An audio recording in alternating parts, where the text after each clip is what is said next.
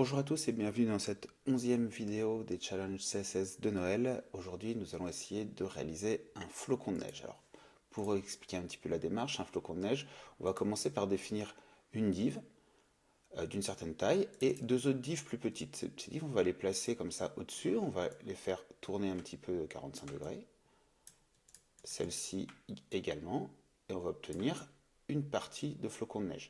Après, il n'y a plus qu'à dupliquer ça et on va obtenir quelque chose qui ressemble à un flocon de neige. Donc on démarre. Ici on va définir une div avec une classe qui va être Snowflake. Et donc on va définir les parties. On aura 6 parties dans notre flocon. Et donc on va définir déjà une première partie. Donc div.part. Et donc dans cette partie, il y a 3 morceaux. La longue tige et les deux petites. Donc on va créer 3 divs. Et maintenant on va se mettre ici. Donc on va dans le root définir une couleur, hop, qui va être la couleur Snowflake. On va lui mettre du light blue pour qu'on puisse le voir un petit peu sur notre fond blanc. Et on va définir une size qui va être la largeur des petits brins qui forment le flow. Donc on va mettre, je sais pas, 20 pixels. C'est parti, donc on part de la classe Snowflake, et dedans on a cette classe part. Et donc dans cette classe part, on a les 3 divs. Donc pour ces divs, on veut que le background color soit Snowflake.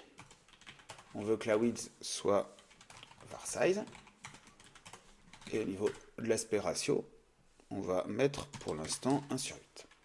On voit qu'on obtient nos 3 éléments l'un au-dessus de l'autre. On va lui mettre un petit coup de border radius également.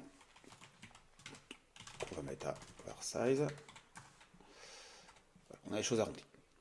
Donc maintenant, pour qu'il soit l'un au-dessus de l'autre, au niveau de part, on va mettre un display grid. On va mettre ici, pour chacun, que le grid colonne C1 et le grid row C1. Comme ça, ils vont être superposés. Voilà. Maintenant, on va travailler sur chacun. Donc les petites parties, et ici on va lui mettre, attention, dans les divs, le nChild 2. Finalement, il va être un peu plus petit. Donc on va mettre un aspect ratio à, disons, 1/3, voir ce que ça donne. Et on va lui mettre un rotate de 45 degrés. On voit qu'on a quelque chose qui tourne. Alors on n'est pas tout à fait bon, ce qu'on veut, c'est qu'il tourne par rapport à une origine qui va être son bottom, sinon il tourne par rapport à son centre. Donc on va lui mettre on peut le mettre au-dessus, transform origine bottom. Et là on voit qu'on a quelque chose de bien. On n'a plus qu'à faire la même chose sur le nChild numéro 3. Donc le même ratio, cette fois-ci on va tourner de moins 45. Et on a notre premier élément. On peut peut-être mettre un petit peu plus épais ici. Ça va être trop grand. Hop, c'est plutôt à ce niveau-là qu'il faudrait que je diminue un tout petit peu. Éventuellement. Ce que ça donne. On a quelque chose de pas mal. Ensuite, on va travailler sur la répétition. Donc, on en veut 6. Donc, on va créer 6 parties. 4, 5, 6. Et pareil, on veut qu'elles soient toutes superposées dans un premier temps. Donc ici, on va remettre un display grid. Hop. On va mettre un place item center. Et on va vouloir les faire tourner par rapport à leur bottom. Transform origine, ça va être encore une fois bottom. Maintenant, au niveau de ces différentes parties, de la même façon, on veut qu'elles soient superposées. Donc je vais rajouter mes grid columns. Donc là, elles sont toutes l'une au-dessus. Maintenant, on n'a plus qu'à les faire tourner. Donc je suis bien dans les parts. Le nChild 1. On veut qu'il y ait une rotation de 60 degrés. Et on voit qu'on a un truc qui tourne. J'ai oublié de mettre le petit et ici. on voit que ça tourne. On n'est pas tout à fait comme on veut, mais on a un truc qui tourne. Donc, au niveau de mes parts, c'est ici que je dois mettre le transform origine pour que ça marche bien. Voilà. Et on va pouvoir dupliquer ça. Alors, pour faire un truc un peu plus joli, au niveau de la rotation, on peut, quelque chose d'un peu plus élégant, on va lui mettre que la rotation, c'est un calque qui va être 60 degrés multiplié par une variable qui va être position. Et donc ici, j'aurais plus qu'à faire varier cette pose. Donc là, ça va être la pose. On va mettre 0 pour la première. Et on va dupliquer. Hop. 4, 5, 6. Et ici, 1, 2, 3, 4 et 5. Là, donc on commence à avoir un truc qui est pas mal. On voit juste qu'on a fait tourner qu'une seule partie et pas l'intégralité de notre part.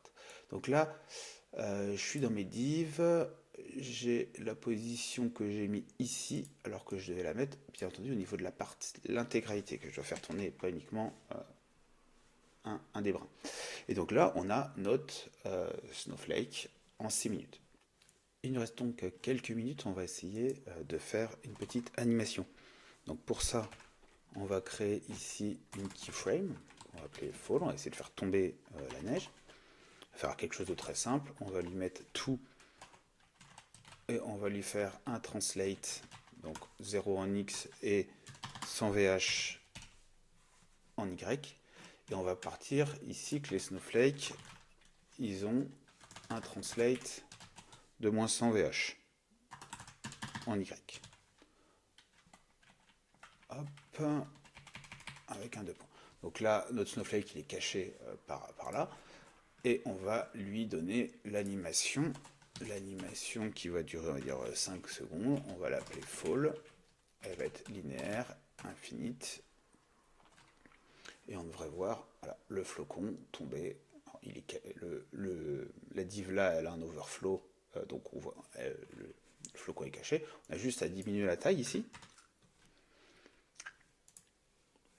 Voilà, et on peut dupliquer pour créer plusieurs flocons. On va en mettre 3. Et on voit qu'on a un effet de flocons qui tombe. Alors après, on pourrait créer une div snowflakes qui entoure tout ça et puis jouer sur les enfants pour qu'ils soient décalés, qu'il y ait un peu de décalage en Y, il y en a certains qui soient plus gros que d'autres et comme ça en répétant pas mal de code HTML pour avoir vraiment cet effet de neige abondante qui tombe. Je voulais juste vous montrer cet petit effet d'animation tout simple. J'espère que ça vous a plu et je vous dis à bientôt pour une prochaine vidéo. Merci.